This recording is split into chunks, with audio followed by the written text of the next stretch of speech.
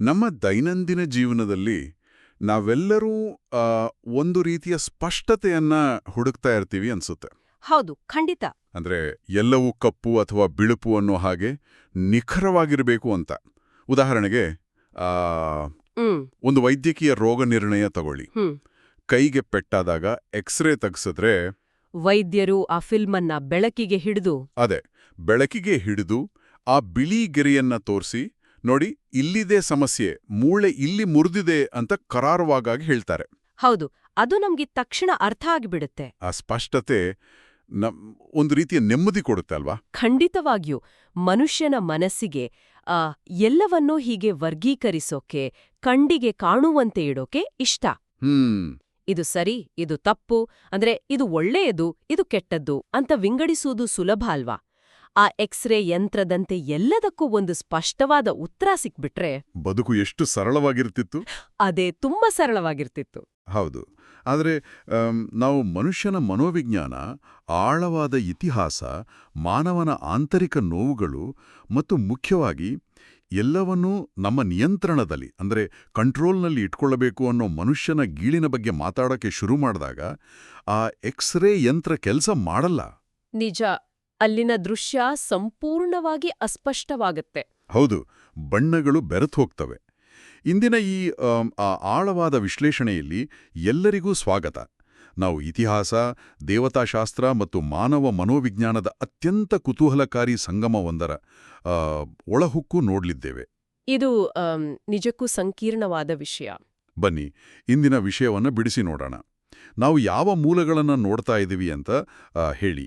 ಈ ದಿನ ನಾವು ಚರ್ಚಿಸುತ್ತಿರುವ ಮೂಲಗಳ ಗುಚ್ಛ ನಿಜಕ್ಕೂ ಆಸಕ್ತಿದಾಯಕವಾಗಿದೆ. ನಾವು ಕೆಲವು ಐತಿಹಾಸಿಕ ಟಿಪ್ಪಣಿಗಳು, ಬೈಬಲ್ನ ಜಾನ್ 11ನೇ ಅಧ್ಯಾಯದಲ್ಲಿ ಬರುವ ಲಾಜರನ್ನ ಪುನರುತ್ಥಾನದ ಕಥೆ ಮತ್ತು ಯುಕೆ ಹೆಕ್ಸಾಮ್ ಮತ್ತು ನ್ಯೂ ಕ್ಯಾಸಲ್ ಡಯಾಸಿಸ್ನ ಲೆಂಟ್ ಆಚರಣೆಯ ಕುರಿತಾದ ಕೆಲವು ಆಳವಾದ ಚಿಂತನೆಗಳನ್ನ ಒಟ್ಟಿಗೆ ಸೇರಿಸಿ ನೋಡ್ಲಿದ್ದೇವೆ. ಅಂದ್ರೆ ಇವು ಮೇಲ್ನೋಟಕ್ಕೆ ಬೇರೆ ಬೇರೆ ಎನಿಸಿದ್ರು. ಹೌದು, ಇವುಗಳ ನಡುವೆ ಒಂದು ಅದ್ಭುತವಾದ ಎಳೆ ಇದೆ. ಆ ಎಳೆ ಇಂದಿನ ನಮ್ಮ ಚರ್ಚೆಯ ಕೇಂದ್ರಬಿಂದು. ಅದ್ಭುತವಾಗಿ ಮರಳಿ ಜೀವ ಪಡೆದ ವ್ಯಕ್ತಿಯೊಬ್ಬನ ಕಥೆಯು ಆತನಿಗೆ ಜೀವ ನೀಡಿದಾತನ ಸಾವಿನ ಸಂಚಿಗೆ ಹೇಗೆ ಕಾರಣವಾಯಿತು ಎಂಬುದನ್ನು ನಾವು ಅರ್ಥ ಮಾಡ್ಕೊಳ್ಬೇಕಿದೆ. ಜೀವ ಕೊಟ್ಟವನಿಗೆ ಸಾವಿನ ಶಿಕ್ಷೆ. ಹೌದು, ಜೀವ ಕೊಟ್ಟವನಿಗೆ ಸಾವಿನ ಶಿಕ್ಷೆ ವಿಧಿಸುವ ನಿರ್ಧಾರ ಕೇಳುವುದಕ್ಕೆ ವಿಚಿತ್ರವಾಗಿದೆ ಅಲ್ವಾ? ಜೊತೆಗೆ ಮನುಷ್ಯನಿಗೆ ಎಲ್ಲವನ್ನೂ ತನ್ನ ಹತೋಟಿಯಲ್ಲಿಟ್ಕೊಳ್ಳುವ ಆಸೆ ಮತ್ತು ದೇವರ ಅಪಾರ ಕರುಣೆ, ಅದೇ ದೇವರ ಕರುಣೆಯ ನಡುವಿನ ಆಂತರಿಕ ಸಂಘರ್ಷವನ್ನು ಕೂಡ ನಾವಿಂದು ವಿಶ್ಲೇಷಿಸಲಿದ್ದೇವೆ. ಇದು ಕೇವಲ 2000 ವರ್ಷಗಳ ಹಿಂದಿನ ಕಥೆಯಲ್ಲ. ಮನುಷ್ಯನ ಅಧಿಕಾರದಾಹ, ತನ್ನ ಸ್ಥಾನಮಾನವನ್ನ ಉಳಿಸ್ಕೊಳ್ಳಲು ಆತ ಎಲ್ಲಿಯವರೆಗೂ ಹೋಗಬಹುದು, ಖಂಡಿತ, ಮತ್ತು ತನ್ನ ಅಹಂಕಾರಕ್ಕೆ ಪೆಟ್ಟು ಬಿದ್ದಾಗ ಆತ ಹೇಗೆ ವರ್ತಿಸ್ತಾನೆ ಅನ್ನೋದನ್ನ ಇದು ಸ್ಪಷ್ಟವಾಗಿ ತೋರಿಸುತ್ತೆ. ಅಂದ್ರೆ ಇದು ಇಂದಿಗೂ ನಮಗೆ ಪ್ರಸ್ತುತ, 100ಕ್ಕೆ 100 ಪ್ರಸ್ತುತ. ಹಾಗಾದ್ರೆ ಈ ಚರ್ಚೆಯನ್ನ ಲೆಂಟ್ ಆಚರಣೆಯ ಹಿನ್ನೆಲೆಯಿಂದಲೇ ಶುರು ಮಾಡೋಣ. ಈ ಟಿಪ್ಪಣಿಗಳಲ್ಲಿ ಲೆಂಟ್ ಬಗ್ಗೆ ಒಂದು ಕುತೂಹಲಕಾರಿ ವಿವರಣೆ ಇದೆ. ಲೆಂಟ್ ಅಂದ್ರೆ ವಸಂತಕಾಲ ಅಥವಾ ಹಗಲುಗಳು ದೀರ್ಘವಾಗುವ ಸಮಯ ಅಲ್ವಾ? ಚಳಿಗಾಲ ಮುಗ್ದು ಹೊಸ ಚಿಗುರು ಬರುವ ಕಾಲ. ಹೌದು. ಇದನ್ನ ನಮ್ಮ ಆತ್ಮವನ್ನ ಶುದ್ಧೀಕರಿಸುವ ಒಂದು ರೀತಿಯ ಸ್ಪ್ರಿಂಗ್ ಕ್ಲೀನಿಂಗ್ ಪ್ರಕ್ರಿಯೆ ಅಂತ ಕರೆಯಲಾಗಿದೆ. Spring cleaning. ಅದೇ, ಸ್ಪ್ರಿಂಗ್ ಕ್ಲೀನಿಂಗ್ ಅಂದ್ರೆ ಕೇವಲ ನಮ್ಮ ಮನೆಗಳನ್ನ, ಕಿಟಕಿಗಳನ್ನ ಮೇಲ್ನೋಟಕ್ಕೆ ಒರೆಸಿ ಸ್ವಚ್ಛ ಮಾಡೋದಲ್ಲ. ಬದಲಾಗಿ ಮೂಲೆ ಗುಂಪಾಗಿರುವ ನಾವು ನೋಡಲು ಇಷ್ಟಪಡದ ನಮ್ಮೊಳಗಿನ ಕಸವನ್ನ, ಕಲ್ಮಶಗಳನ್ನ ಮುಖಾಮುಖಿಯಾಗಿ ಎದುರಿಸುವ ಸಮಯ. ಹೌದು, ಮುಖಾಮುಖಿಯಾಗೋದು. ಚಳಿಗಾಲ ತನ್ನ ಪಾಡಿಗೆ ತಾನು ಸುಮ್ಮನೆ ಕಳೆದು ಹೋಗುದಿಲ್ಲ ಅಲ್ವಾ? ಅದು ತನ್ನ ಹಿಂದೆಯೇ ಒಣಗಿದ ಎಲೆಗಳು, ಹಾನಿಗೊಳಗಾದ ಕೊಂಬೆಗಳು, ಹೀಗೆ ಕಸ. ಹೌದು, ಅನೇಕ ಕಸವನ್ನ ಬಿಟ್ಟು ಹೋಗುತ್ತೆ. ಅದೇ ರೀತಿ ನಮ್ಮ ಜೀವನದಲ್ಲಿಯೂ ಅನೇಕ ಭಾವನಾತ್ಮಕ ಕಲ್ಮಶಗಳು, ಕೋಪ, ಅಹಂಕಾರ, ಹಳೆಯ ದ್ವೇಷಗಳು ಇರ್ತಾವೆ. ಲೆಂಟ್ ಅನ್ನೋದು ಕೇವಲ ಬಾಹ್ಯವಾಗಿ ಉಪವಾಸ ಮಾಡುವ ಅಥವಾ ಮಾಂಸಾಹಾರ ಬಿಡುವ ಪ್ರಕ್ರಿಯೆಯಲ್ಲ. ಓಕೆ. ಬದಲಾಗಿ ಆಂತರಿಕವಾಗಿ ನಮ್ಮನ್ನ ನಾವು ಪ್ರಶ್ನಿಸಿಕೊಳ್ಳುವ, ಆ ಕಲ್ಮಶಗಳನ್ನ ಹೊರಹಾಕುವ ಸಮಯ. ನೋಡಿ, ಇಲ್ಲಿ ನನ್ನ ಗಮನವನ್ನ ತೀವ್ರವಾಗಿ ಸೆಳೆದ ಒಂದು ಸಾದೃಶ್ಯ ಇದೆ. ಯಾವ ಸಾದೃಶ್ಯ? ಜಿ.ಕೆ. ಚೆಸ್ಟರ್ಟನ್ ಅವರ ಏಡಿಯ ಕಠಿಣ ಕವಚದ ಅಂದ್ರೆ ಕ್ರಸ್ಟೇಷಿಯನ್ ಉಡುಪಕ. ಓಹೋ. ಏಡಿಗಳು ತಮ್ಮ ಮೃದುವಾದ ದೇಹವನ್ನ ರಕ್ಷಿಸಿಕೊಳ್ಳೋಕೆ ಹೊರಗಡೆ ಅತ್ಯಂತ ಕಠಿಣವಾದ ಕವಚವನ್ನ ಬೆಳೆಸ್ಕೊಳ್ತವೆ. ಹೌದು. ಇದು ನೋಡಲು ಸ್ವಲ್ಪ ಭಯಾನಕವಾಗಿರುತ್ತೆ, ಅದರ ಕುಂಡಿಗಳು ಅಪಾಯಕಾರಿಯಾಗಿ ಕಾಣ್ತವೆ, ಆದರೆ ಒಳಗೆ ಮಾತ್ರ ಅತ್ಯಂತ ಮೃದುವಾದ ಜೀವಿ ಇರುತ್ತೆ. ಈ ರೂಪಕವನ್ನ ಧರ್ಮಕ್ಕೆ ಹೋಲಿಸಿರೋದು ನಿಜಕ್ಕೂ ಆಳವಾದದ್ದು. ಧರ್ಮ ಅಥವಾ ನಂಬಿಕೆಯೂ ಸಹ ಕೇವಲ ಬಾಹ್ಯ ನಿಯಮಗಳ ಕಠಿಣ ಕವಚವಾಗಿ ಬದಲಾಗುತ್ತದೆಯಾ? ಇದು ಒಳ್ಳೆ ಪ್ರಶ್ನೆ. ಮನುಷ್ಯರು ತಮ್ಮ ಆಂತರಿಕ ಅಭದ್ರತೆಯನ್ನ ಮುಚ್ಚಿಟ್ಕೊಳ್ಳಲು ಈ ನಿಯಮಗಳನ್ನ ಒಂದು ರಕ್ಷಣಾ ಕವಚವಾಗಿ ಬಳಸ್ಕೊಳ್ತಾರನೆ? ಈ ಪ್ರಶ್ನೆಯಲ್ಲೇ ಇಡೀ ಸಮಸ್ಯೆಯ ಬೇರಿದೆ. ಹೌದಾ? ಹೌದು.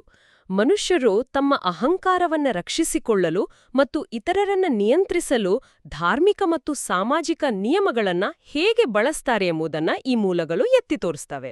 ಓಕೆ. ಏಡಿಯು ಕವಚವನ್ನ ಬೆಳೆಸ್ಕೊಳ್ಳೋದು ತನ್ನ ರಕ್ಷಣೆಗಾಗಿ. ಆದ್ರೆ ಮನುಷ್ಯರು ಧರ್ಮದ ಕವಚವನ್ನ ಬೆಳೆಸ್ಕೊಳ್ಳೋದು ಇತರರನ್ನ ದೂರವಿಡಲು. ಅಂದ್ರೆ ತಾವು ಶ್ರೇಷ್ಠರು ಅಂತ. ಅದೇ, ತಾವು ಶ್ರೇಷ್ಠರು ಅಂತ ತೋರಿಸ್ಕೊಳ್ಳೋಕೆ. ಉದಾಹರಣೆಗೆ, ಚರ್ಚ್ನ ಹೊರಗೆ ಚಳಿಯಲ್ಲಿ ನಿಂತಿರುವ ಹಸಿವಿನಿಂದ ಬಳಲ್ತಿರುವ ನಿರ್ಗತಿಕರನ್ನ ಸಂಪೂರ್ಣವಾಗಿ ನಿರ್ಲಕ್ಷಿಸಿ, ಒಳಗಡೆ ಯಾರು ಉತ್ತಮ ಭಕ್ತರು, ಯಾರು ಸರಿಯಾಗಿ ಪ್ರಾರ್ಥನೆ ಮಾಡ್ತಿದ್ದಾರೆ ಅಂತ ಕೇವಲ ಬಾಹ್ಯ ಆಚರಣೆಗಳ ಆಧಾರದ ಮೇಲೆ ತೀರ್ಪು ನೀಡೋದು. ಅಂದ್ರೆ ಮನುಷ್ಯತ್ವವನ್ನ ಮರೆತು ಕೇವಲ ಆಚರಣೆಗಳಿಗೆ ಅಂಟಿಕೊಳ್ಳೋದು. ನಿಖರವಾಗಿ. ಇಲ್ಲಿ ಓದಿದ ಒಂದು ವಾಕ್ಯ ಬಹಳ ಅದ್ಭುತವಾಗಿದೆ. ಚರ್ಚ್ನ ಬಾಗಿಲಲ್ಲಿರುವ ನಿರ್ಗತಿಕರಲ್ಲಿ ಯೇಸುವನ್ನ ಕಾಣದಿದ್ದರೆ ಬಲಿಪೀಠದ ಮೇಲಿರುವ ಪಾನಪಾತ್ರೆಯಲ್ಲಿ ಆತನನ್ನ ಕಾಣಲು ಸಾಧ್ಯವಿಲ್ಲ. ವಾವ್. ಹೌದು. ಇದು ನಿಜವಾದ ಕರುಣೆಯಲ್ಲ, ಇದೊಂದು ಕಠಿಣ ಕವಚವಷ್ಟೇ. ಈ ಕವಚದೊಳಗೆ ಇರೋವರು ತಮಗೆ ಎಲ್ಲವೂ ತಿಳಿದಿದೆ, ತಾವೇ ಸರಿ ಎಂಬ ಭ್ರಮೆಯಲ್ಲಿರ್ತಾರೆ. ಬೇರೆಯವರನ್ನ ಕೀಳಾಗಿ ಕಾಣುವುದೇ ಈ ಕವಚದ ಮುಖ್ಯ ಕೆಲ್ಸವಾಗ್ಬಿಡುತ್ತೆ. ಇದು ನಿಜಕ್ಕೂ ನಮ್ಮ ಕಣ್ಣು ತಿರುಸುವಂತ ಮಾತು. ನಾವು ನಿಯಮಗಳನ್ನು ಪಾಲಿಸ್ತಿದ್ದೇವೋ ಅಥವಾ ಮನುಷ್ಯತ್ವವನ್ನು ಪಾಲಿಸ್ತಿದ್ದೇವೋ ಅಂತ ಪ್ರತಿಯೊಬ್ಬರು ಒಮ್ಮೆ ಯೋಚಿಸುವಂತೆ ಮಾಡುತ್ತೆ. ಖಂಡಿತ.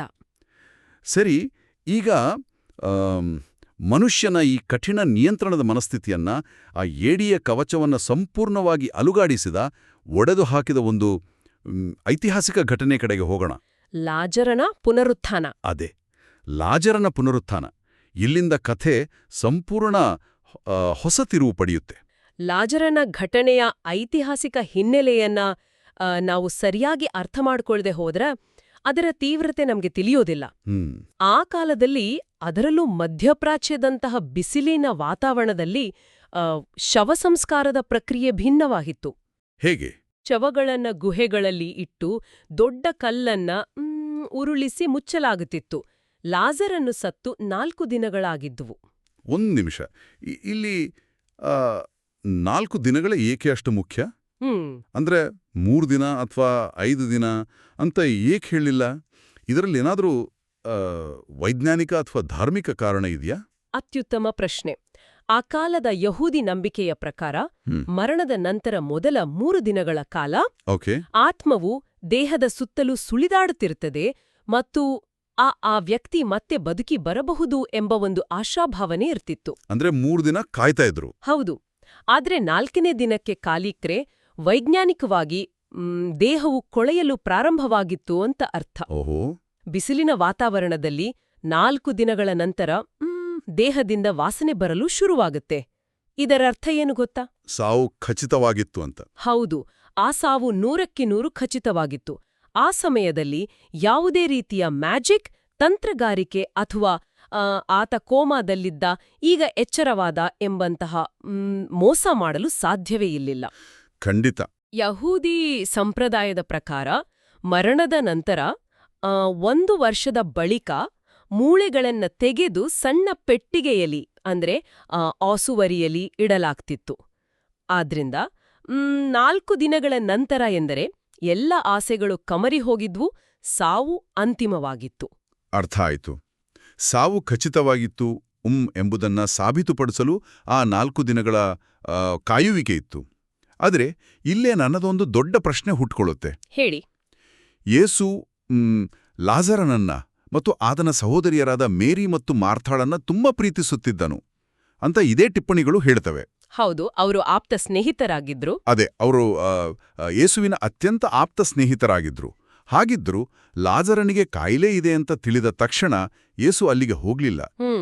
ಆತ ಸಾಯುವವರೆಗೂ ಏಕೆ ವಿಳಂಬ ಮಾಡ್ದ? ಜೊತೆಗೆ ಆತನಿಗೆ ಜೀವ ನೀಡುವ ಶಕ್ತಿ ಇದೆ, ತಾನು ಆತನನ್ನ ಬದುಕಿಸ್ತೇನೆ ಅಂತ ಯೇಸುವಿಗೆ ಮೊದಲೇ ತಿಳಿದಿತ್ತು. ಹೌದು. ಆದರೂ ಸಮಾಧಿಯ ಬಳಿ ಬಂದಾಗ ಯೇಸು ಅತ್ತನು ಅಂತ ಉಲ್ಲೇಖಿಸಲಾಗಿದೆ. ಇದು ಬೈಬಲ್ನ ಅತ್ಯಂತ ಚಿಕ್ಕ ವಾಕ್ಯವಂತೆ. ನಿಜ. ಎಲ್ಲವೂ ತನ್ನ ನಿಯಂತ್ರಣದಲ್ಲಿದೆ. ತಾನು ಲಾಜರನನ್ನ ಎಬ್ಬಿಸ್ತೇನೆ ಅಂತ ಗೊತ್ತಿದ್ದು ಶಕ್ತಿ ಇದ್ದವನು, ಎಲ್ಲವನ್ನೂ ಸರಿಪಡಿಸಬಲ್ಲವನು, ಏಕೆ ಆಳಬೇಕು? ಇದೊಂದು ಅತ್ಯಂತ ಆಳವಾದ ದೇವತಾಶಾಸ್ತ್ರದ ಪ್ರಶ್ನೆ. ಇದನ್ನ ನಾವು ಕೇವಲ ಒಂದು ಘಟನೆಯಾಗಿ ನೋಡದೆ ವಿಶಾಲ ದೃಷ್ಟಿಕೋನಕ್ಕೆ ಜೋಡಿಸಿ ನೋಡಿದರೆ ಇದರ ಹಿಂದಿನ ಅರ್ಥ ತಿಳಿಯುತ್ತೆ. ಆ ವಿಳಂಬವು ಯೇಸುವಿನ ಅಸಡ್ಡೆ ಆಗಿರಲಿಲ್ಲ ಅಥವಾ ಆತನಿಗೆ ಸಮಯ ಇರಲಿಲ್ಲ ಅಂತಲ್ಲ. ಮತ್ತೆ ಯಾಕೆ? ಅದು ದೇವರ ದೊಡ್ಡ ಮಹಿಮೆಯನ್ನ, ಸಾವಿನ ಮೇಲಿನ ಆತನ ಅಧಿಕಾರವನ್ನ ಪ್ರದರ್ಶಿಸಲು ಮಾಡಿದ್ದಾಗಿತ್ತು. ಲಾಜರನು ಕಾಯಿಲೆಯಲ್ಲಿದ್ದಾಗ ವಾಸಿ ಮಾಡಿದ್ರೆ ಅದೊಂದು ದೊಡ್ಡ ವೈದ್ಯಕೀಯ ಪವಾಡವಾಗುತ್ತಿತ್ತು ಅಷ್ಟೇ. ಆದ್ರೆ ಸತ್ತು ಕೊಳೆಯುತ್ತಿರುವ ದೇಹಕ್ಕೆ ಜೀವ ತುಂಬುವುದು, ಸಾವು ಕೂಡ ತನ್ನ ಹತೋಟಿಯಲ್ಲಿದೆ ಅಂತ ತೋರಿಸೋದಾಗಿತ್ತು. ಹಾಗಾದ್ರೆ ಆ ಕಣ್ಣೀರು ತಾನೇ ಬದುಕಿಸುವಾಗ ಅಳುವ ಅವಶ್ಯಕತೆ ಏನಿತ್ತು? ಆ ಕಣ್ಣೀರು ಹಾಕಿದ ವಿಚಾರಕ್ಕೆ ಬಂದ್ರೆ ಇದು ಕೇವಲ ಮಾನವೀಯ ಭಾವನೆಗಳ ಪ್ರದರ್ಶನವಲ್ಲ. ಅಂತಿಮ ಫಲಿತಾಂಶ ಏನೆಂದು ತಿಳಿದಿದ್ರು ಮನುಷ್ಯರ ದುಃಖದಲ್ಲಿ, ನೋವಿನಲ್ಲಿ ದೇವರು ಹೇಗೆ ಭಾಗಿಯಾಡ್ತಾನೆ ಎಂಬುದನ್ನ ಆ ಘಟನೆ ತೋರಿಸುತ್ತೆ. ಅಂದ್ರೆ ಆ ನೋವನ್ನ ಹಂಚಿಕೊಳ್ಳೋದು. ಹೌದು. ಮಾರ್ಥಾ ಮತ್ತು ಮೇರಿಯರ ಆ ಕಣ್ಣೀರನ್ನ ಕಂಡು ಆತನ ಹೃದಯ ಕರಗುತ್ತು. ಸೃಷ್ಟಿಕರ್ತನು ಮಾನವನ ನೋವಿಗೆ ಸ್ಪಂದಿಸುವ, ಕಣ್ಣೀರು ಹಾಕುವ ಅಪಾರ ಕರುಣೆಗೆ ಇದೊಂದು ದೊಡ್ಡ ಸಾಕ್ಷಿ. ನಿಜಕ್ಕೂ ಸುಂದರವಾದ ವಿವರಣೆ ಇದು. ದೇವರು ಕೇವಲ ಆಕಾಶದಲ್ಲಿ ಕುಳಿತು ಆಜ್ಞೆ ಮಾಡುವನಲ್ಲ, ಆತ ಮನುಷ್ಯನ ಕಷ್ಟದ ಸಮಯದಲ್ಲಿ ಜೊತೆ ನಿಂತು ಅಳುವವನು, ನೋವನ್ನ ಹಂಚಿಕೊಳ್ಳುವವನು.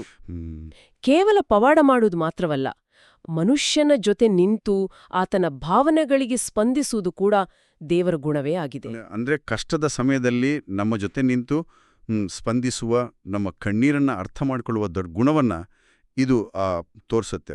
ಇದು ನಿಜಕ್ಕೂ ಮನಮುಟ್ಟುವ ವಿಚಾರ. ಖಂಡಿತ. ಆದರೆ ಇಲ್ಲಿ ವಿಷಯ ನಿಜಕ್ಕೂ ಕುತೂಹಲಕಾರಿಯಾಗುತ್ತೆ ಮತ್ತು ಸ್ವಲ್ಪ ವಿಚಿತ್ರವೂ ಆಗತ್ತೆ. ವಿಚಿತ್ರ ಹೇಗೆ? ಸತ್ತು 4 ದಿನಗಳಾಗಿದ್ದ, ದೇಹ ಕೊಳೆಯಲು ಶುರುವಾಗಿದ್ದ ಮನುಷ್ಯನೊಬ್ಬ ಕರೆದ ತಕ್ಷಣ ಸಮಾಧಿಯಿಂದ ನಡುಕೊಂಡು ಹೊರಬರ್ತಾನೆ. ಇದನ್ನು ನೋಡಿದಾಗ ಆ ಊರಿನವರೆಲ್ಲರೂ ಸಂತೋಷ ಪಡಬೇಕಿತ್ತು ಅಲ್ವಾ? ಹೌದು, ಹಬ್ಬ ಮಾಡಬೇಕಿತ್ತು. ಅದೇ, ಅಚ್ಚರಿ ಪಡಬೇಕಿತ್ತು, ಹಬ್ಬ ಮಾಡಬೇಕಿತ್ತು. ಅದರಲ್ಲಿ ಆಗಿದ್ದೇ ಬೇರೆ. ಕೆಲವರು ನಂಬುದರು, ಆಶ್ಚರ್ಯಚಕಿತರಾದರು. ಇನ್ನು ಕೆಲವರು ನೇರವಾಗಿ ಓಡಿ ಹೋಗಿ ಫರಿಸಾಯರಿಗೆ, ಅಂದರೆ ಅಂದಿನ ಧಾರ್ಮಿಕ ಮುಖಂಡರಿಗೆ ದೂರು ನೀಡಿದ್ರು. ಇದು ವಿಚಿತ್ರವಲ್ವೇ? ಹೌದು, ಇದು ಮನುಷ್ಯನ ಮನಸ್ಥಿತಿಯ ವಿಪರ್ಯಾಸ. ಇದು ಹೇಗಿದೆ ಅಂದ್ರೆ, ಒಂದು ಕಾರ್ಪೊರೇಟ್ ಕಂಪನಿಯ ಬೋರ್ಡ್ ಮೀಟಿಂಗ್ ನಡೀತಿದೆ ಅಂತ ಕಲ್ಪಿಸ್ಕೊಡಿ. ಓಕೆ. ಕಂಪನಿ ನಷ್ಟದಲ್ಲಿದೆ.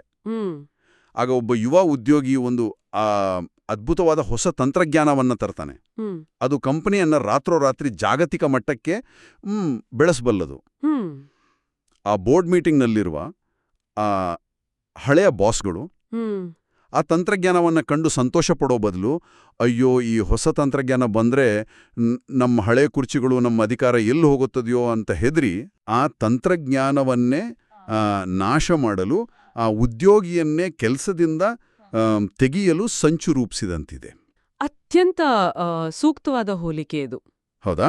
ನೀವು ಹೇಳಿದ ಆ ಕಾರ್ಪೊರೇಟ್ ಬೋರ್ಡ್ ಮೀಟಿಂಗ್ನಂತೆಯೇ ಅಂದು ಜೆರುಸಲೆಂನಲ್ಲಿ ನಡೆಯಿತು. ಸ್ಯಾನ್ಹೆಡ್ರಿನ್ ಅಂದ್ರೆ ಯಹೂದಿಗಳ 70 ಜನರನ್ನೊಳಗೊಂಡ ಅತ್ಯುನ್ನತ ರಾಜಕೀಯ ಮತ್ತು ಧಾರ್ಮಿಕ ಸಭೆ ತಕ್ಷಣವೇ ತುರ್ತು ಸಭೆ ಸೇರುತ್ತೆ. ಓಹೋ. ಇಲ್ಲಿ ಗಮನಿಸಬೇಕಾದ ಅತ್ಯಂತ ಸೂಕ್ಷ್ಮ ವಿಚಾರ ಏನಂದ್ರೆ, ಅವರು ಆ ಪವಾಡವನ್ನ ನಿರಾಕರಿಸಲಿಲ್ಲ. ಅಂದ್ರೆ ಪವಾಡ ನಡೀತು ಅಂತ ಒಪ್ಕೊಂಡ್ರ? ಹೌದು. ಅವರು ಯಾರೂ ಕೂಡ ಇದು ಸುಳ್ಳು, ಲಾಜರಸ್ ಸತ್ತೇ ಇರಲಿಲ್ಲ, ಇದೊಂದು ಜಾದು ಅಂತ ವಾದಿಸ್ಲಿಲ್ಲ. ಅವ್ರಿಗೆ ಅದು ನಿಜವಾದ ಪವಾಡ ಅಂತ ಅಸ್ಪಷ್ಟವಾಗಿ ತಿಳಿದಿತ್ತು. ಬದಲಾಗಿ ಆ ಪವಾಡದ ಪರಿಣಾಮಗಳಿಗೆ ಅವರು ಹೆದರಿದ್ರು. ಅಂದ್ರೆ ಅವ್ರು ಹೆದರಿದ್ದು ಪವಾಡಕ್ಕಲ್ಲ, ಆ ಪವಾಡದಿಂದ ಜನರಲ್ಲಿ ಹುಟ್ಟುವ ನಂಬಿಕೆಗೆ. ಹೌದು, ಅವರ ಭಯ ಏನಿತ್ತು ಗೊತ್ತಾ? ಏನಿತ್ತು? ಈ ಮನುಷ್ಯ ಹೀಗೆಯೇ ಪವಾಡಗಳನ್ನ ಮಾಡುತ್ತಾ ಹೋದ್ರೆ ಎಲ್ಲರೂ ಆತನನ್ನ ನಂಬುತ್ತಾರೆ. ಜನರೆಲ್ಲರೂ ಆತನನ್ನ ರಾಜನನ್ನಾಗಿ ಮಾಡಿಕೊಳ್ಳಲು ಹೊರಡ್ತಾರೆ. ಆಗ ಏನಾಗುತ್ತೆ? ಈ ವಿಷಯ ರೋಮನ್ ಸಾಮ್ರಾಜ್ಯಕ್ಕೆ ತಿಳಿಯುತ್ತೆ. ಓ, ರೋಮನ್ರಿಗೆ? ಹೌದು, ರೋಮನ್ನರು ಬಂದು ನಮ್ಮ ಈ ಅಲ್ಪ ಸ್ವಲ್ಪ ಅಧಿಕಾರವನ್ನ, ನಮ್ಮ ಆ ಸ್ಥಾನಮಾನವನ್ನ, ನಮ್ಮ ಈ ಭವ್ಯವಾದ ದೇವಾಲಯವನ್ನ ಮತ್ತು ನಮ್ಮ ರಾಷ್ಟ್ರವನ್ನ ಕಿತ್ತುಕೊಳ್ಳುತ್ತಾರೆ ಎಂಬುದು. ಅಂದ್ರೆ ಅವರ ದೃಷ್ಟಿಯಲ್ಲಿ ಯೇಸು ಮನುಕುಲವನ್ನ ಪಾಪದಿಂದ ರಕ್ಷಿಸಲು ಬಂದ ರಕ್ಷಕನಾಗಿರಲಿಲ್ಲ, ಬದಲಾಗಿ ತಮ್ಮ ರಾಜಕೀಯ ಅಧಿಕಾರವನ್ನ, ತಮ್ಮ ಸುಖಾಸೀನವನ್ನ ಕಸಿದುಕೊಳ್ಳಲು ಬಂದಿರುವ ಆ ಒಂದು ದೊಡ್ಡ ರಾಜಕೀಯ ಬೆದರಿಕೆಯಾಗಿದ್ದ. ಖಂಡಿತ. ನಾವು ಆರಂಭದಲ್ಲಿ ಮಾತನಾಡಿದ ಆ ಏಡಿಯ ಕಠಿಣ ಕವಚ ಇದೆ ಅಲ್ವಾ?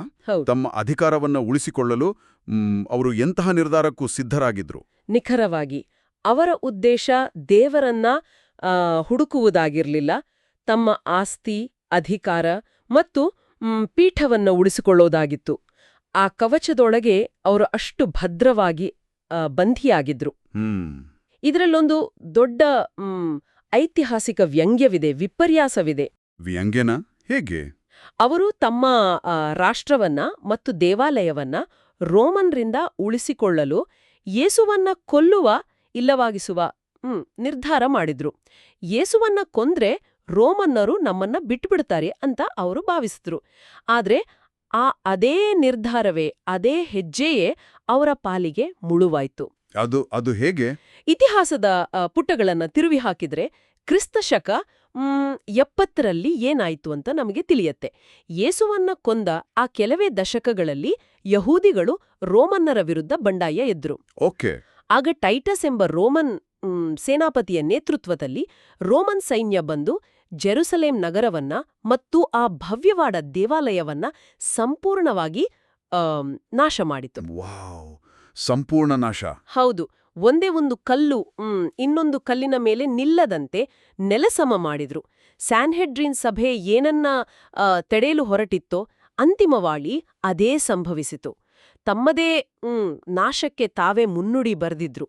ಮನುಷ್ಯರು ತಮ್ಮ ಸ್ವಾರ್ಥಕ್ಕಾಗಿ ಎಲ್ಲವನ್ನೂ ತಮ್ಮ ಬಿಗಿವಿಡಿತದಲ್ಲಿ ಇಟ್ಕೊಳ್ಳಬೇಕು ಅಂತ ಮಾಡುವ ಸಂಚುಗಳು ಹೇಗೆ ತಿರುಗುಬಾಣವಾಗ್ತವೆ ಎನ್ನುವುದಕ್ಕೆ ಇದೊಂದು ಅತ್ಯಂತ ಸ್ಪಷ್ಟ ಉದಾಹರಣೆ. ಹೌದು. ನಾವು ಎಷ್ಟು ನಿಯಂತ್ರಿಸಲು ಪ್ರಯತ್ನಿಸ್ತೇವೆಯೋ ಅಷ್ಟು ನಿಯಂತ್ರಣ ಕಳ್ಕೊಳ್ತೇವೆ.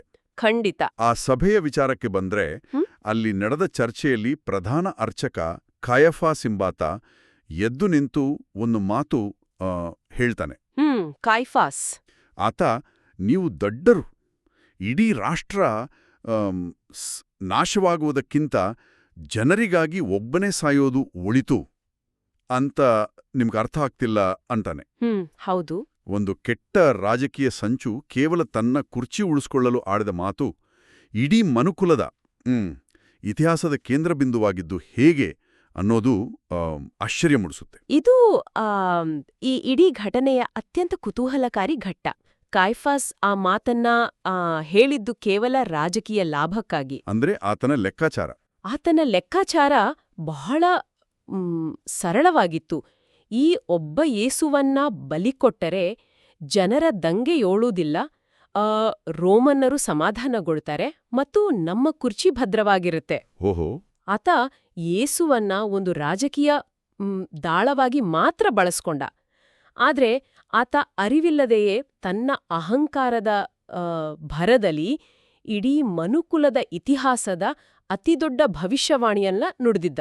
ತನಿಗೆ ಅರಿವಿಲ್ಲದೆಯೇ ಆ ಪ್ರವಾದಿಯಾಗ್ಬಿಟ್ಟಾನಲ್ಲ. ಹೌದು.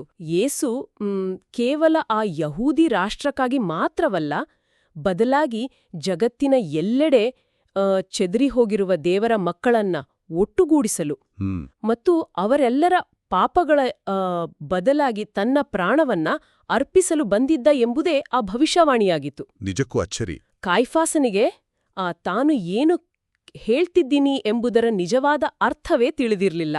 ಆತ ಹೇಳಿದ್ದು ರಾಜಕೀಯ ಕೊಲೆಯ ಬಗ್ಗೆ, ಆದ್ರೆ ಅದು ದೈವಿಕ ರಕ್ಷಣೆಯ ಯೋಜನೆಯಾಗಿತ್ತು. ಅಂದ್ರೆ ಮನುಷ್ಯನ ಅತ್ಯಂತ ಕೆಟ್ಟ ಉದ್ದೇಶವನ್ನ, ಆತನ ಅಹಂಕಾರವನ್ನ ದೇವರು ಇಡೀ ಜಗತ್ತಿನ ಒಳ್ಳೆಯದಕ್ಕಾಗಿ ಬಳಸ್ಕೊಂಡನು. ಹೌದು, ಅದನ್ನೇ. ಇದು ಹೇಗಿದೆ ಅಂದ್ರೆ, ನಾವು ಬಳಸುತ್ತಿರುವ ಟಿಪ್ಪಣಿಗಳಲ್ಲಿ ಇದನ್ನ ಜೆನೆಸಿಸ್ನಲ್ಲಿ ಬರುವ ಜೋಸಫ್ನ ಕಥೆಗೆ ಬಹಳ ಸುಂದರವಾಗಿ ಹೋಲಿಸಲಾಗಿದೆ. ಓ, ಜೋಸಫ್ನ ಕಥೆ. ಹೌದು. ಜೋಸಫ್ನ ಅಣ್ಣಂದ್ರು ಆತನ ಮೇಲೆ ಅಸೂಯೆ ಪಟ್ಟು ಆತನನ್ನ ಗುಲಾಮನನ್ನಾಗಿ ಮಾರಿದಾಗ ಅದು ಸಂಪೂರ್ಣವಾಗಿ ಕೆಟ್ಟ ಉದ್ದೇಶದಿಂದ, ದ್ವೇಷದಿಂದ ಕೂಡಿತ್ತು. ಆತನನ್ನ ನಾಶ ಮಾಡಬೇಕೆಂಬುದೇ ಅವರ ಗುರಿಯಾಗಿತ್ತು. ಆದರೆ ದೇವರು ಅದೇ ಘಟನೆಯನ್ನ, ಅದೇ ದ್ವೇಷವನ್ನ ಅನೇಕರ ಪ್ರಾಣ ಉಳಿಸಲು, ದೊಡ್ಡ ಬರಗಾಲದಿಂದ ಜನರನ್ನ ಪಾರು ಮಾಡಲು ಜೋಸಫ್ನನ್ನ ಈಜಿಪ್ಟ್ನ ಅಧಿಪತಿಯನ್ನಾಗಿ ಮಾಡಲು ಬಳಸ್ಕೊಂಡ. ನಿಖರವಾಗಿ ಅದೇ ಆ ರೀತಿ ಕಾಯಫಾಸನ ಮತ್ತು ಸ್ಯಾನ್ಹೆಡ್ರಿನ್ ಸಭೆಯ ಕೆಟ್ಟ ಸಂಚನ್ನ ದೇವ್ರು ಇಡೀ ಜಗತ್ತಿನ ಒಳಿತಿಗಾವಿ ಬಳಸ್ಕೊಂಡ. ನಾವು ಎಲ್ಲವನ್ನೂ ನಮ್ಮ ನಿಯಂತ್ರಣದಲ್ಲಿಟ್ಕೊಂಡಿದ್ದೀವಿ, ನಾವೇ ಕಥೆಯನ್ನ ಬರಿತಾ ಇದ್ದೀವಿ, ನಾವೇ ಈ ಜಗತ್ತಿನ ನಿರ್ದೇಶಕರು ಅಂತ ಮನುಷ್ಯರು ಭಾವಿಸ್ತಾರೆ. ಹೌದು, ನಾವೇ ಡೈರೆಕ್ಟರ್ಸ್ ಅಂತ. ಆದ್ರೆ ವಾಸ್ತವ ಏನಂದ್ರೆ, ಮನುಷ್ಯರು ಕೇವಲ ತೆರೆ ಮೇಲೆ ಆಟವಾಡುತ್ತಿದ್ರೆ ದೇವರು ಆ ತೆರೆಯ ಹಿಂದೆ ಮತ್ತು ಆ ಘಟನೆಗಳಿಗೂ ಮೀರಿ ಕಾರ್ಯನಿರ್ವಹಿಸ್ತಾ ಇರ್ತಾನೆ ಎಂಬುದನ್ನ ಇದು ಸ್ಪಷ್ಟಪಡಿಸುತ್ತೆ. ವಾವ್! ಮನುಷ್ಯನ ಕ್ರೂರ್ಯವು ದೇವರ ಕರುಣೆಯ ಹಾದಿಯಾಗಿ ಬದಲಾಗಬಹುದು ಎಂಬುದು ಅತ್ಯಂತ ಆಶ್ಚರ್ಯಕರ ವಿಚಾರ. ದೇವರು ನಮ್ಮ ಕೆಟ್ಟ ನಿರ್ಧಾರಗಳನ್ನು ಕೂಡ ತನ್ನ ದೊಡ್ಡ ಯೋಜನೆಗೆ ಬಳಸ್ಕೊಳ್ಬಲ್ಲ. ಹಾಗಾದ್ರೆ ಈ ಎಲ್ಲ ಚರ್ಚೆಯ ನಂತರ ನಮಗೆ ಉಳಿಯೋ ಪ್ರಶ್ನೆ ಒಂದೇ. ಇತಿಹಾಸದ ಈ ಪುಟಗಳಿಂದ, ಈ ಹಳೆ ಘಟನೆಗಳಿಂದ ನಮ್ಮ ಇಂದಿನ ದೈನಂದಿನ ಜೀವನಕ್ಕೆ ನಾವೇನ್ ಕಲಿಬೋದು? ಕೇವಲ ಕಥೆ ಕೇಳುವುದರಿಂದೇನೂ ಪ್ರಯೋಜನ ಇಲ್ಲ ಅಲ್ವಾ? ಈ ವಿಶ್ಲೇಷಣೆಯಿಂದ ನಮಗಾಗುವ ಲಾಭವೇನು? ಬಹಳ ಮುಖ್ಯವಾದ ಮತ್ತು ನಮ್ಮನ್ನ ನಾವು ವಿಮರ್ಶಿಸಿಕೊಳ್ಳಬೇಕಾದ ಪಾಠವಿದೆ. ಓಕೆ. ನಾವು ಸ್ಯಾನ್ಹೆಡ್ರಿನ್ ಸಭೆಯನ್ನ ನೋಡಿ ದೂರದಿಂದ ಟೀಕಿಸಬಹುದು, ಅವರು ಎಂಥ ಸ್ವಾರ್ಥಿಗಳು ಅಂತ. ಆದ್ರೆ ನಮ್ಮೆಲ್ಲರ ಒಳಗೂ ಒಂದು ಸಣ್ಣ ಸ್ಯಾನ್ಹೆಡ್ರಿನ್ ಸಭೆ ನಡೆಯುತ್ತಿರ್ತದೆ ಎಂಬುದನ್ನ ನಾವು ಮರೆಯಬಾರದು. ನಮ್ಮ ಸ್ಯಾನ್ಹೆಡ್ರಿನ್ ಸಭೆ ಸ್ವಲ್ಪ ಬಿಡಿಸಿ ಹೇಳಿ. ಹೌದು, ನಮ್ಮ ದೈನಂದಿನ ಜೀವನದಲ್ಲಿ ಎಲ್ಲವನ್ನೂ ನಮ್ಮ ನಿಯಂತ್ರಣದಲ್ಲೇ ಇಟ್ಟುಕೊಳ್ಳಬೇಕು ಎಂಬ ಹಠ ನಮ್ಗಿರತ್ತೆ. ಕಂಟ್ರೋಲ್. ಹಳೆಯ ದ್ವೇಷಗಳನ್ನ ಬಿಡಬಾರ್ದು, ನಮ್ಮ ಸ್ಥಾನಮಾನಕ್ಕೆ ಧಕ್ಕೆ ಆಗಬಾರ್ದು, ಬೇರೆಯವರು ನಮ್ಗಿಂತ ಮುಂದೆ ಹೋಗಬಾರ್ದು ಎಂಬ ಮನಸ್ಥಿತಿ ನಮಗಿರುತ್ತೆ. ಖಂಡಿತ ಇರುತ್ತೆ. ಬೇರೆಯವರ ಏಳಿಗೆಯನ್ನ ಕಂಡು ಭಯಪಡುವ, ಅವರನ್ನ ತುಳಿಯಲು ಯತ್ನಿಸುವ ಗುಣ ನಮ್ಮಲ್ಲೂ ಇರುತ್ತೆ. ನಮಗೊಂದು ಆರಾಮದಾಯಕ ವಲಯ ಇರುತ್ತೆ, ಕಂಫರ್ಟ್ ಝೋನ್. ಓಕೆ. ಅದನ್ನ ಯಾರಾದ್ರೂ ಅಲುಗಾಡಿಸಿದ್ರೆ ನಾವು ರೊಚ್ಚಿಗೇಳುತ್ತೇವೆ. ಮೂಲಗಳಲ್ಲಿ ಒಬ್ಬ ಪಾದ್ರಿಯು ಹಂಚಿಕೊಂಡಿರುವ ಒಂದು ಅತ್ಯಂತ ಪ್ರಭಾವಶಾಲಿ ಕಥೆಯನ್ನ ಇಲ್ಲಿ ನೆನಪಿಸ್ಕೊಳ್ಬೇಕು. ಯಾವ ಕಥೆ ಅದು? ಆ ಪಾದ್ರಿಯ ಪ್ರಕಾರ ನಮ್ಮ ಒಳಗಿರುವ ಕೋಪ, ಹಳೆಯ ದ್ವೇಷ ಅಥವಾ ಇತರರನ್ನ ಕ್ಷಮಿಸದಿರುವ ಗುಣವು ನಮ್ಮ ಕಾಲಿಗೆ ಕಟ್ಟಿರುವ ದೊಡ್ಡ ಭಾರವಾದ ಕಬ್ಬಿಣದ ಗುಂಡಿನಂತೆ. ಓ, ಕ್ಷಮಿಸದಿರುವುದು ನಮಗೆ ಭಾರವಾಗುತ್ತದೆಯೇ? ಹೌದು. ನಾವು ಬೇರೆಯವರ ಮೇಲೆ ಕೋಪಗೊಂಡಾಗ ಅವರಿಗೆ ಶಿಕ್ಷೆ ಆಗ್ತಿದೆ ಅಂತ ಭಾವಿಸ್ತೇವೆ. ಆದ್ರೆ ವಾಸ್ತವದಲ್ಲಿ ಸಮಯ ಕಳೆದಂತೆ ಆ ಗುಂಡಿಗೆ ನಾವು ನಮ್ಮ ಸಿಟ್ಟು, ಅಸೂಯೆ, ದ್ವೇಷಗಳನ್ನ ಸೇರಿಸ್ತಾ ಹೋಗ್ತೀವಿ. ಅಂದ್ರೆ ಆ ಗುಂಡು ಇನ್ನೂ ದೊಡ್ಡದಾಗ್ತಾ ಹೋಗುತ್ತೆ. ಅದೇ, ಅದರ ಭಾರ ಹೆಚ್ಚುತ್ತಲೇ ಹೋಗುತ್ತೆ. ಅಂತಿಮವಾಗಿ ಅದು ನಮ್ಮನ್ನೇ ಬಂಧಿಸ್ತೆ, ನಾವು ಮುಂದೆ ಸಾಗಲು ಬಿಡೋದಿಲ್ಲ. ಆ ಭಾರವನ್ನ ಹೊತ್ತುಕೊಂಡು ನಾವು ಎಲ್ಲಿಗೂ ಹೋಗಲು ಸಾಧ್ಯವಿಲ್ಲ. ಅದು ನಮ್ಮನ್ನೇ ಕೊಲ್ಲುತ್ತಿರ್ತದೆ. ಹಾಗಾದ್ರೆ ಆ ಭಾರವನ್ನ ಇಳಿಸುವುದೇ ಕ್ಷಮೆ. ಹೌದು. ನಮ್ಮ ಕಾಲುಗಳನ್ನ ಕಟ್ಟಿಹಾಕಿರುವ ಆ ಸರಪಳಿಯನ್ನ ಕತ್ತರಿಸುವುದು ಅತ್ಯಗತ್ಯ. ಹಳೆಯ ಭಾರವನ್ನ ಇಳಿಸದೆ ನಾವು ಮುಂದೆ ಸಾಗಲು, ಹೊಸ ಜೀವನವನ್ನ ಆರಂಭಿಸಲು ಖಂಡಿತ ಸಾಧ್ಯವಿಲ್ಲ. ನಮ್ಮದೇ ಕಠಿಣ ಕವಚದೊಳಗೆ, ಆ ಏಡಿಯ ಕವಚದೊಳಗೆ ನಾವು ಬಂದಿಯಾಗಬಾರದು. ಸರಿಯಾಗಿ ಹೇಳಿದಿರಿ. ನಿಖರವಾಗಿ ಹೇಳಬೇಕೆಂದ್ರೆ ಕೇವಲ ನಿಯಮಗಳನ್ನ ಪಾಲಿಸುವ, ಇತರರನ್ನ ನಿರ್ಣಯಿಸುವ ಆ ಧಾರ್ಮಿಕತೆಯ ಕವಚದಿಂದ ಅಥವಾ ಸ್ವಾರ್ಥದ ಕವಚದಿಂದ ಹೊರಗಬರುವುದು ಮುಖ್ಯ. ಆ ಕವಚವನ್ನ ಒಡೆದು ಪ್ರೀತಿ, ಕರುಣೆ ಮತ್ತು ವಿಶ್ವಾಸದ ಬಾಂಧವ್ಯವನ್ನ ಬೆಳೆಸ್ಕೊಳ್ಬೇಕು. ಇದು ಲಾಜರನ ಹೌದು, ಲಾಜರನ ಸಮಾಧಿಯಿಂದ ಹೊರಬಂದಾಗ ಆತನ ಮೈಗೆಲ್ಲ ಹಳೆಯ ಕೊಳೆಯುತ್ತಿದ್ದ ಬಟ್ಟೆಗಳನ್ನ ಸುತ್ತಲಾಗಿತ್ತು. ಓಕೆ. ಆಗ ಯೇಸು ಅವನ ಆ ಕಟ್ಟುಗಳನ್ನ ಬಿಚ್ಚಿ ಅವನನ್ನ ಹೋಗಲು ಬಿಡಿ ಅಂತ ಹೇಳ್ತಾನೆ. ಬಿಚ್ಚಿ ಹೋಗಲು ಬಿಡಿ. ನಾವು ಸಹ ಹೊಸ ಜೀವನವನ್ನ ಆರಂಭಿಸಬೇಕಾದ್ರೆ ನಮ್ಮನ್ನ ಬಂಧಿಸಿರುವ ಆ ಅಹಂಕಾರ, ಕೋಪ ಮತ್ತು ನಿಯಂತ್ರಣದ ಗೀಳಿನ ಹಳೆಯ ಕಟ್ಟುಗಳನ್ನ ಬಿಚ್ಕೊಳ್ಬೇಕಾಗಿದೆ. ನಿಜಕ್ಕೂ ಅದ್ಭುತವಾದ ಮಾತು.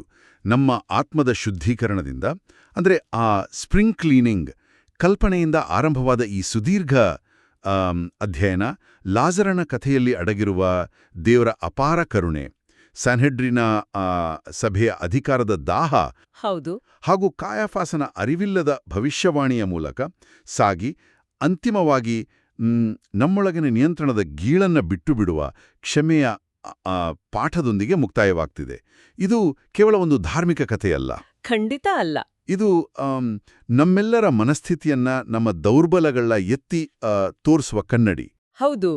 ಇತಿಹಾಸ ಮತ್ತು ಈ ಆಧ್ಯಾತ್ಮಿಕ ಚಿಂತನೆಗಳು ನಮಗೆ ಕಲಿಸುವ ಅತಿದೊಡ್ಡ ಪಾಠ ಏನೆಂದ್ರೆ, ನಾವು ಎಲ್ಲವನ್ನೂ ನಮ್ಮ ಹತೋಟಿಯಲ್ಲಿಡಲು ಪ್ರಯತ್ನಿಸುವುದನ್ನ ನಿಲ್ಲಿಸಿದಾಗ, ನಮ್ಮ ಕಠಿಣ ಕವಚವನ್ನ ಕಳಚಿದಾಗ ಮಾತ್ರ ನಮಗೆ ನಿಜವಾದ ಸ್ವಾತಂತ್ರ್ಯ ಸಿಗುತ್ತೆ. ನಿಜವಾದ ಸ್ವಾತಂತ್ರ್ಯ? ದೇವರು ಕೇವಲ ಘಟನೆಗಳ ಹಿಂದಷ್ಟೇ ಅಲ್ಲ, ಆ ಘಟನೆಗಳ ಮೇಲೂ ನಿಂತು ಎಲ್ಲವನ್ನೂ ಒಂದು ಅರ್ಥಪೂರ್ಣ ಅಂತ್ಯದ ಕಡೆಗೆ ಕೊಂಡೊಯ್ಯುತ್ತಾನೆ.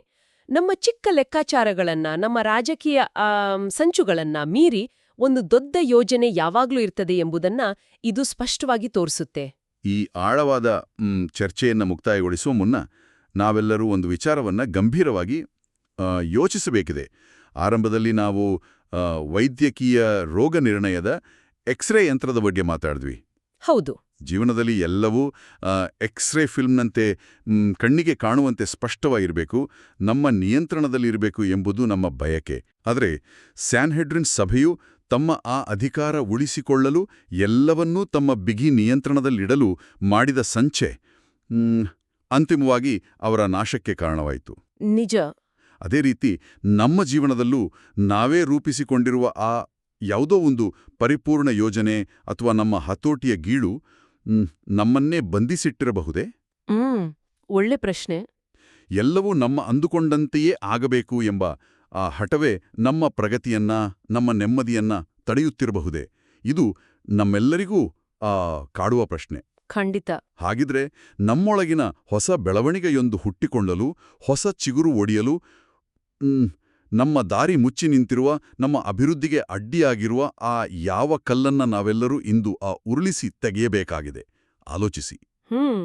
ಮತ್ತೊಂದು ಕುತೂಹಲಕಾರಿ ವಿಷಯದ ಒಳಹೊಕ್ಕು ನೋಡಲು ಮುಂದಿನ ಬಾರಿ ಭೇಟಿಯಾಗೋಣ. ನಮಸ್ಕಾರ.